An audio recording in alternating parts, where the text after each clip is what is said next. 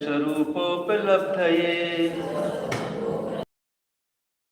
भगवान की 2400 तीर्थंकर भगवान की देवादिदेव राजा श्री चंद्र प्रभु भगवान की आचार्य श्री अमित गति भगवंत की आचार्य श्री शांति सागर जी महाराज की आचार्य श्री विमल सागर जी महाराज की आचार्य सन्मति सागर जी महाराज की आचार्य श्री अभिनंदन सागर जी महाराज की आचार्य गुरुदेव सुंदर सागर जी महाराज की गुरुदेव समंत भद्र स्वामी की मुनि श्री वीर सागर जी महाराज की नमस्ते।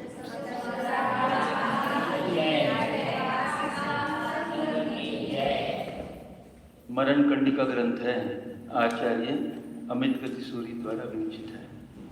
विषय चल रहा है कि अनित्य विहार में साधु को कौन कौन से लाभ होते हैं। विषय अब चलेगा ये 159 नंबर, शिक्षा में अंत पर्यंत उद्योग करना चाहिए। ये हो गया था क्या? 159 160। हाँ चल। कर्तव्या यत्नतः शिक्षा हो गई थी प्राणी कंठक। हाँ, प्रासुकम सुलभाहारम संयतिर्गोचरीकृतम् सल्लेखनोचितं क्षेत्रं पश्यत्यन्यतस्थितिः।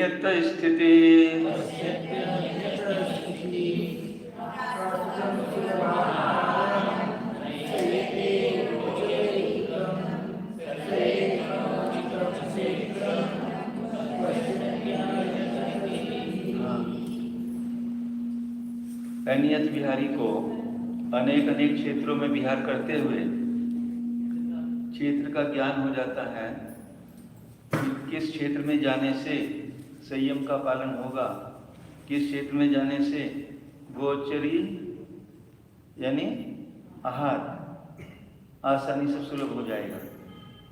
ऐसे क्षेत्रों में नहीं जाना चाहिए जहाँ पर जैन श्रावक ना हो या गोचरी की व्यवस्था ना हो। गोचरी शब्द ये दिगंबर जैनियों का है, श्वेतांबरों का नहीं है। श्वेतांबरों ने तो ले लिया है। गोचरी का क्या अर्थ होता है? हाँ? जैसे गाय चरती है, मतलब गाय अपने भूसे अपने गवत की तरफ ध्यान रखती है, देने वाले की तरफ ध्यान नहीं रखती कौन दे रहा है। ये गोचरी वृत्ति होती है साधु की। साधु की अपनी अंजलि के ऊपर ध्यान है, कौन दे रहा कौन नहीं दे रहा उसकी उससे कोई उसको तात्पर्य नहीं है। इसको गोचरी वृत्ति कहते हैं। तो संयमी जनों को गोचरी सुलभ आहार प्रासुक आहार सुलभता से कहाँ मिल जाएगा, कहाँ सुलभ हो जाएगा। जगह जगह घूमेंगे ना तभी मालूम होगा। अभी मान लीजिए सुरनबेलगुड़ा से आ रहे हैं, बहुत रास्ते में 100 किलोमीटर भी ऐसी जगह मिलती है कि एक भी जैन का घर नहीं है। तो श्रावक व्यवस्था करते हैं, पर उन जगहों में जाकर क्या करेगा साधु? यदि विहार करता हुआ आपके 2 साधु 3 साधु हैं तो वहाँ रुकेंगे तो क्या लाभ होगा उनको? और दूसरा, ये क्षेत्र संलेखना के योग्य है, ये योग्य नहीं है। बहुत अधिक गर्मी, बहुत अधिक सर्दी, छपक को जहाँ बहुत ज़्यादा परेशानी हो, मच्छर बहुत हो, ऐसे क्षेत्रों का ज्ञान हो जाता है कि इस क्षेत्र में हम संलेखना कर सकते हैं या नहीं कर सकते। छपक को किसी तरह का विभाव परिणाम ना हो। तो ऐसी जानकारी कब मिलेगी? जब देशांतर में विहार करेंगे, जगह जगह जाएंगे, तब मालूम होगा और दूसरों को बताएंगे। अभी हम कुंथलगिरी से आ रहे हैं, अभी 2 साल पहले की बात है। सह्याद्री पड़ता है ना कोई गाँव, सह्याद्री, उधर से आने में एक गांव पड़ता है। यहाँ से हम मुड़े थे घूम परंडनी के, घूम से अंदर मानकेश्वर से पहले एक गांव और पड़ता है, वो तिराहा है। वहाँ से मानकेश्वर की तरफ जाके और वारसी की तरफ नहीं मुड़े, दूसरी तरफ मुड़ गए। वो ऐसे ऐसे ले गया हमको। तो ये वहाँ से निकले तो साथ में बचकुमार भैया के जाते कहने लगे मैं अब किसी साधु को ये नहीं बताऊंगा कि इस रास्ते से आना, इस रास्ते से आना, ये रास्ता उपयोगी नहीं है। उन्होंने बताया। तो अनेक अनेक जगहों में विहार करने से मालूम पड़ता है कि ये रास्ता उचित है, जाने योग्य ये नहीं। साधु को 1 किलोमीटर फालतू पड़े तो कोई बात नहीं, पर रास्ता अनुकूल होना चाहिए। तो ये कब पता लगता है? जब हम विहार करते हैं तभी पता लगता है कि ये कैसा क्षेत्र है, यहाँ से लेखना कर सकते या नहीं। इस क्षेत्र में संयमी जनों को गोचरी में प्रासुक आहार सुलभता से प्राप्त हो जाता है, अतः ये क्षेत्र संलेखना के योग्य है। जब राजस्थान से बिहार कर रहे थे तो हम आ गए बड़ोज तक। हाँ, फिर रास्ते में थोड़ी दिक्कतें तो हुई, श्रावक नहीं मिले, पर जैसे ही हम आष्टा में पहुंचे, आष्टा तो अपने मालूम, दूधगांव आष्टा, बस वहां से तो इतने गांव, इतने घर मिलने लगे। एक एक गांव में 800 जैन, 1300 घर जैन बहुत मिलने लगे। तो फिर आगे कोई भी दिक्कत नहीं रही। तो ये सब अनियत विहार से पता लगता है कि कहाँ कैसी सुविधा है। ऐसी जानकारी देशांतर विहार करने वाले साधुओं को सहज ही हो जाती है। प्रश्न: संलेखनारत साधु को तो आहार आदि का त्याग ही करना है, फिर आहार की सुलभता पूर्ण क्षेत्र संलेखना के योग क्यों कहा गया है? उत्तर: संलेखनारत साधु आहार का त्याग अवश्य करते हैं, किंतु वह त्याग शनै शनै क्रम पूर्वक भी होता है। एक बार में 4 प्रकार का आहार त्याग नहीं करते, संलेखना ले लेते हैं धीरे धीरे धीरे, और जब यम संलेखना होते हैं तब पूरा त्याग होता है। धीरे धीरे धीरे घटाते हैं, और अब देखते हैं कि इस समय नज़दीक है तो उसको यम संलेखना तब देते हैं, नहीं तो आहार बराबर कराते हैं। इसके अतिरिक्त संलेखनारत साधु की सेवा में जो परिचारक साधुजन एवं ब्रह्मचारी आदि होते हैं, उन्हें यदि सुलभता पूर्वक शुद्ध आहार प्राप्त न होगा तो संलेखनारत साधु की वैयावृत्ति में व्यवधान पड़ेगा। अतः साधु को संलेखना वहीं ग्रहण करना चाहिए जहाँ के श्रावक श्रद्धावान और विवेकी हो। 7 गुण होते हैं श्रावक के, दाता के, उसमें श्रद्धावान भी और विवेकी भी है। तो जहाँ के श्रावक श्रद्धावान और विवेकी हों तथा आहार दान आदि षड आवश्यकों का निष्ठापूर्वक पालन करते हों। देश देशांतरों में विहार करने से ऐसे स्थानों का अन्वेषण सहज ही हो जाता है। अब तो गाड़ी घोड़ी की व्यवस्था हो गई है, पहले नहीं थी। अब तो सब जगह सब व्यवस्था मिल जाती है।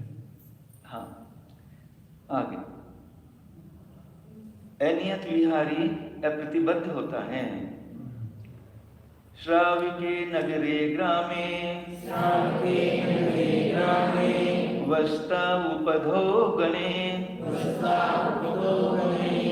सर्वत्र प्रतिबद्धोस्ति योगी देशांतरातिथि।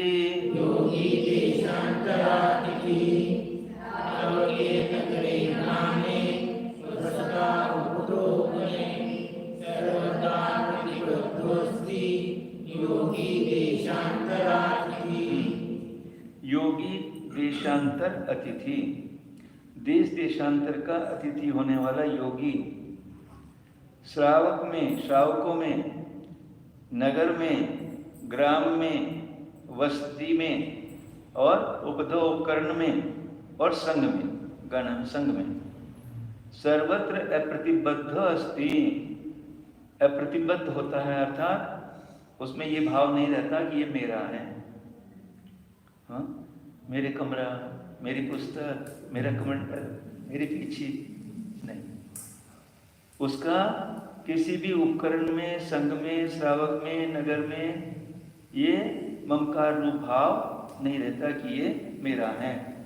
देश देशांतर का अतिथि होने वाला साधु श्रावक जनों में ये मेरे भक्त हैं, ये फलाने साधु के भक्त हैं, ये मुनि के, ये संघ के मुनि आएंगे तो चौका लगेगा, ये संघ के मुनि नहीं आएंगे तो यहाँ व्यवस्था नहीं है।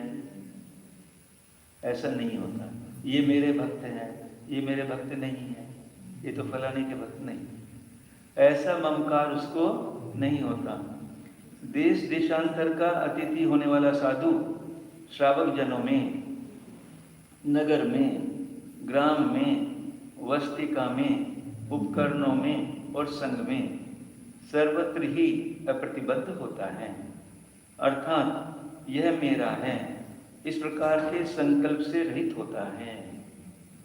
इस प्रकार अनियत विहार नाम का छठा अधिकार पूर्ण हुआ। परिणाम अधिकार, आत्महित का चिंतन। परिणाम यानी अपने परिणामों को कहाँ लगाए साधु? अपने आत्म के ही चिंतन में लगाए। पर्याय रक्षितो दीर्घम, वितीर्णा वाचना मया, शिष्य निष्पादितः श्रेयो, विधातु मैथुनोचितम्।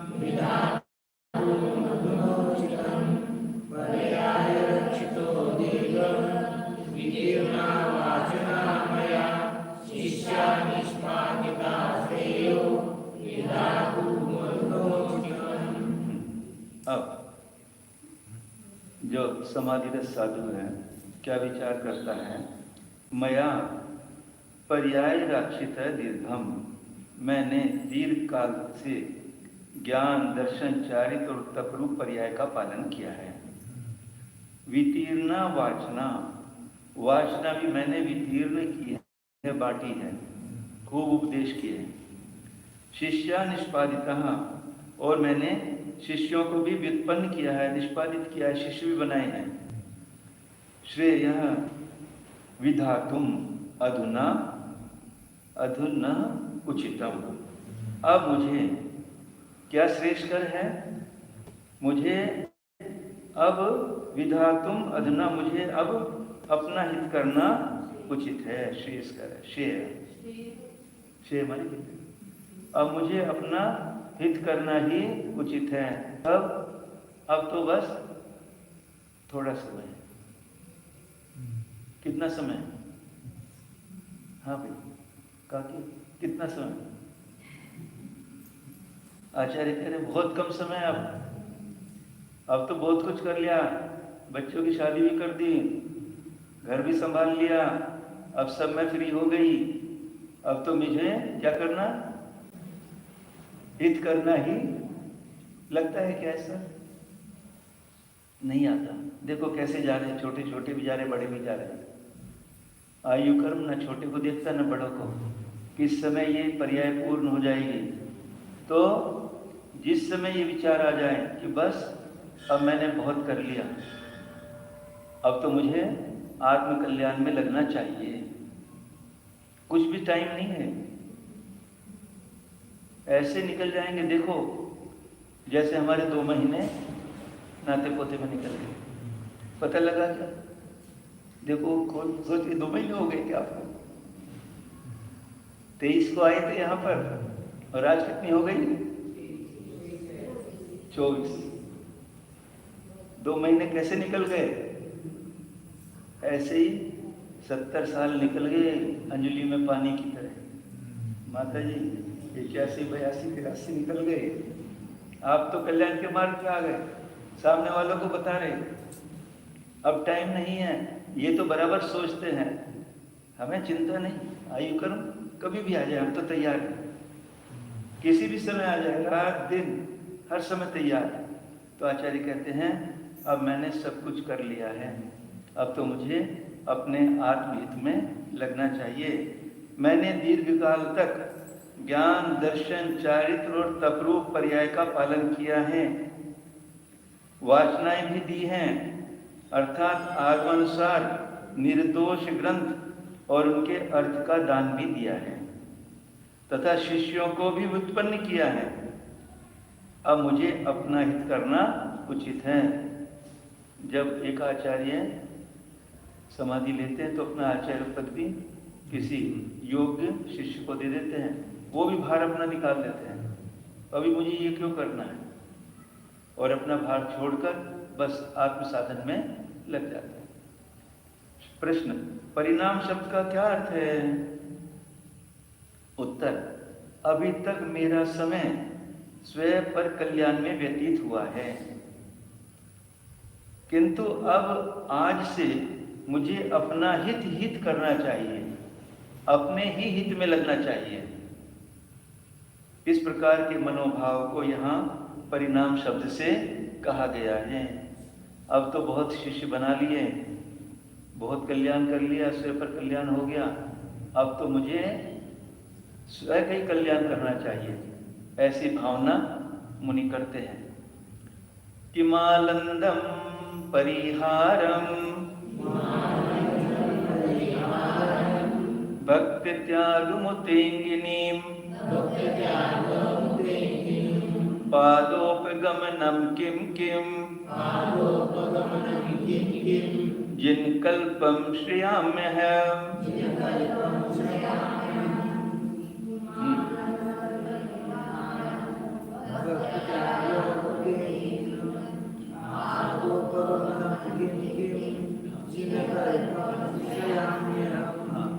अपना आत्महित करने के लिए मुझे क्या करना चाहिए? कौन से मरण बताए हैं ना, कौन से मरण का आश्रय लेना चाहिए? श्रमाम्य हम, अपना आत्म कल्याण करने के लिए किम आनंद बंधम, क्या मैं आनंद विधि का स्वीकार करूं, या परिहार विशुद्धि का, या भक्त प्रत्याख्यान का, या प्रायोगमन भक्त त्याग इंगनी मरण या पादोपगमन, किम किम जिन कल्पम, या जिन कल्प का आश्रय ग्रहण करूं। ये मरण के भेद हैं, इनका भी आचार्य खुलासा करेंगे एक एक का। प्रश्न, जब वो साधु समाधि की ओर बढ़ रहा है और समाधि लेना चाह रहा है, अब मैं किसका आश्रय लूं, तो कौन से मरण को मैं स्वीकार करूं? आत्महितेच्छु साधु ने स्वहित के लिए कितने विकल्प उठाए हैं, उनके क्या लक्षण है? विकल्प माने कौन सा मरण? आनंद, परिहार, भक्ति परित्याग, प्रायोगमन, इंगनी मरण या जिन कल्प, इनमें से कौन सा ग्रहण करूं?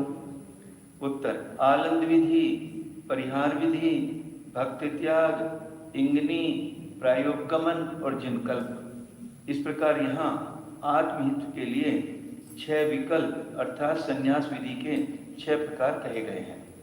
इनमें से भक्ति त्याग विधि का विवेचन आचार्य देव कर ही रहे हैं। इंगनी और प्रायोगमन की विधियों का वर्णन इसी ग्रंथ में आगे किया जाएगा। शेष आनंद विधि, परिहार विधि और जिन कल्प विधि, इन तीनों का पालन इस काल में असंभव है। अधिकतर वर्तमान में तो ये भक्त प्रत्याख्यान को ही स्वीकार करते हैं, प्रायोगमन को भी नहीं और इंगनी मरण को भी नहीं करते, भक्त प्रत्याख्यान को ही करते हैं। और ये तीन तो ऐसी आज हमारे यहाँ सामर्थ्य सहनन नहीं है जो आनंद विधि, परिहार विधि या जिन कल्प विधि अपनाई जाए।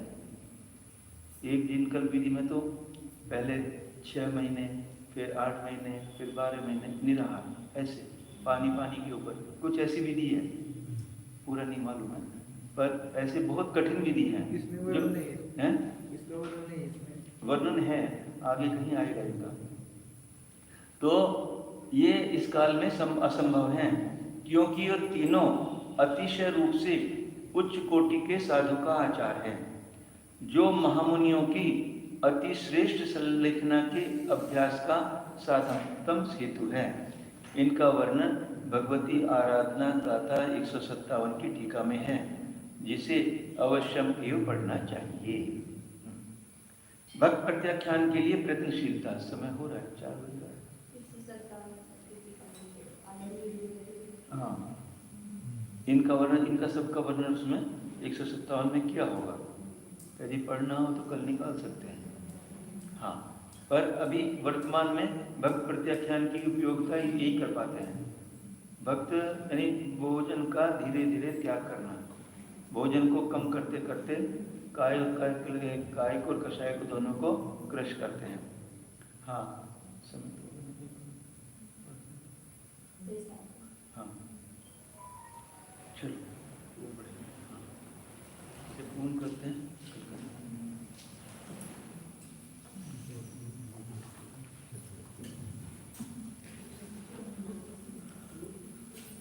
जावानी के ज्ञान से सुवानी मस्त